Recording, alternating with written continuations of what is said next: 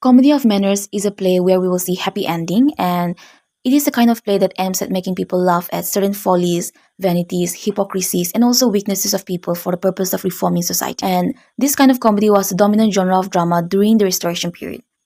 There is also a very satiric tone in such comedies, and the use of witty language in such comedies is to highlight the superficial lives of the people. So, Comedy of Manners is a kind of comedy that is very well suited to expose the superficial values of the upper class society during that time. And one very remarkable example of Comedy of Manners is Oscar Wilde's Importance of Being Earnest. Now, let's look at some key features of Comedy of Manners. So, Comedy of Manners is characterized by light-hearted, fun, and sometimes even rude and severe tones.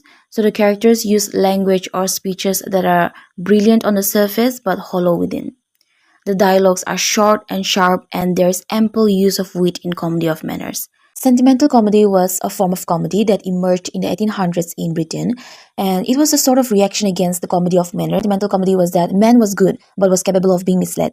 So what we will basically see in sentimental comedies was the presentation of characters who were very noble but who got into trouble and who eventually found the road to salvation. An ironical thing that we'll find in sentimental comedy would be how these plays would likely bring the audience to tears rather than to laughter. Well, let's look at some features of sentimental comedy.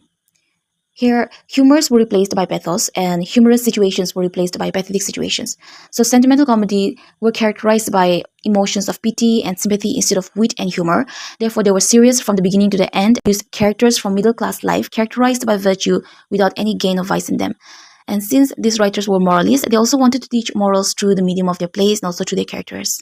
The dialogues in sentimental comedy were neither severe nor sparkling, and sentimental comedy remained popular for nearly half a century. And the arrival of sentimental comedy also drove out genuine comedy from English stage. The keen observations and realistic touches, which had always brightened the earlier comedy, had completely disappeared.